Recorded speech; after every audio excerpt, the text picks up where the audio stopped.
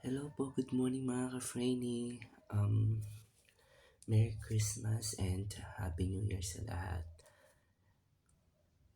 2 days na lang back New Year na and sasalubungin na natin ang 2026 and um, kagigising ko lang and medyo buti pa yung lahat nakapag-celebrate ng New Year.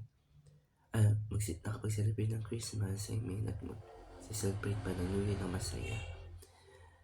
Habang ako malungkot mga Franny kasi hindi kami nabigyan ng 13th month pay sa agency na pinagtatrabahuan ko. Kasi nga under agency kami sa supermarket na pinagtatrabahuan ko. And sad to say, hindi po kami nabigyan ng 13th month. Hindi ko alam kung bakit. Due to funds problem ng agency, pero hindi ko alam kung bakit kasi advance naman na magbayad yung mga client namin. Hindi ko alam kung bakit kami walang 13th month, pero sobrang hindi ko alam kung paano. Magulo yung sinasabi ko, magulo din ang isip ko mga friend, kasi alam mo yun, dapat mag-celebrate ka lang masaya. Pero nawala ang lahat.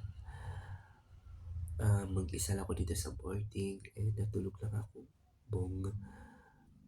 hanggang matapos yung Pasko. And hindi ko alam kung bakit may mga nakakalusot pa na mga ganito tulad nito mga agencies na to sa DOLE, sa mga like sa mga kamanggagawa na party list. Hindi ko alam kung bakit may mga nakakalusot pa rin na mga agencies na ganyan. Sabi ko ng mga kasama ko, pati mga agency ngayon naka-flood control na rin yung mga funds. Parang uso na yung mga nakawan talaga ngayon. Parang ang dali-dali lang. And hindi ko talaga alam mga preni kung paano ko i-celebrate yung New Year. Na walang 13th month. Tapos hindi ko alam kung magsasahod kami kasi nga diba walang 13th month. Sahod. Nagiging ako motor. Sensya na po. Tapos magsasahod kami ngayong katapusan, which is holiday naman. Walang bangko nun. And ngayon na 29, today is 29th of December, Monday, magsasahod daw kami. And syempre, hindi kasama na yung 13th month and hindi pa sure kung magsasahod kami kasi nga wala kaming 13th month kasi mga agency na to, mga utak yan pwede kayong takbuhan. And sobrang na-stress ako, nadidepress ako, nakaka-anxiety na rin ako halo-halo mga Freddy. Kasi nga meron na syempre wala kaming 13th month, nangutang ako. And sana makapagsahod kami kasi wala na talagang budget mga Freddy. And hindi na nga ako pumapasok kasi nga na-stress ako. And hindi ko alam anong gagawin ko mga Freddy. And yun lang, gusto ko lang i-share sa inyo ngayon. Hindi ko alam kung bakit may nakakalusot pang ganito. Diba nag-check naman yung mga Department of Labor and Employment. Bakit may mga ganitong agency na mapang-abuso? And nga pala yung agency ko, yung name po ay PCN Promo Pro. Nasa Malamig Street ata, Mandaluyong City. Hindi po ako nakapunta doon kasi I'm from Pampanga. And sa Manila po yung agency namin.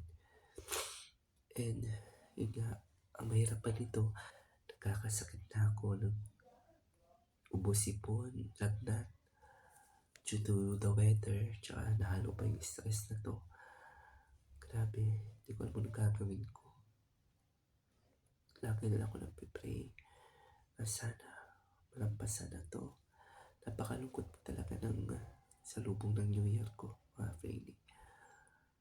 Sana sa 2026 hindi na ganito. Yung iba namin mga katrabaho nagpapalabor na sila. Kaso ako nag-aantay pa lang ako kung anong magiging ganap. Siyempre, ubos na rin yung financial ipon ko. And hindi ko naman ang gagawin ko, mga Freddy. 50 pesos na yung pera ko. Nag-aantay ako sana makapagsahod kami. And itong video na to ay itong vlog ko na to ay mananawagan ko rin sa taga-Department of Labor and Employment na sana gumawa po kayo ng action. Please make it dig deeper sa mga agencies kasi po grabe yung problema. Sana po masolusyonan nyo, matulungan nyo kami.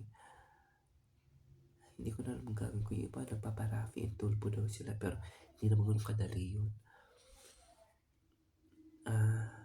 Sana masolusyonan to. Sobrang disaster talaga para sa akin. Ngayon lang to nangyari. 4 years na ako sa agency na yan pero ngayon parang nangyari yan. Ang balita po kasi is yung may-ari daw, bagong may-ari daw is nalulong daw sa sugal. And I'm not sure kung totoo, sana hindi. Pero ngayon lang nangyari ito, mga Freddy, na wala kaming 13th month. At tag-lead pa kung magsasahod kami mamaya. Kasi yung mga agency na yun, pwede kayong takbuhan eh. Kasi wala kayong pinanghahawakan. Ako, ang gulo na lang ng isip ko. And sana po may umaksyon, matulungan kami mga empleyado na maparating to sa Department of Labor and Employment. Sobrang nakaka-stress po talaga. Ang hirap kumilos, ang hirap kumalaw, ang hirap pumasok sa trabaho na may ganito kang problema, ganito kabigat na problema. And pasensya na po sa boses ko, nagkagigising ko lang. Gusto ko lang talagang i-share itong problema ko. Gusto ko lang may spread tong ginawa nila sa amin para awareness sa mga empleyadong kagaya ko na other agency. And yun lang po, Freddy. Sana matulungan niyo po kami. And God bless po sa lahat. And Merry Christmas and Happy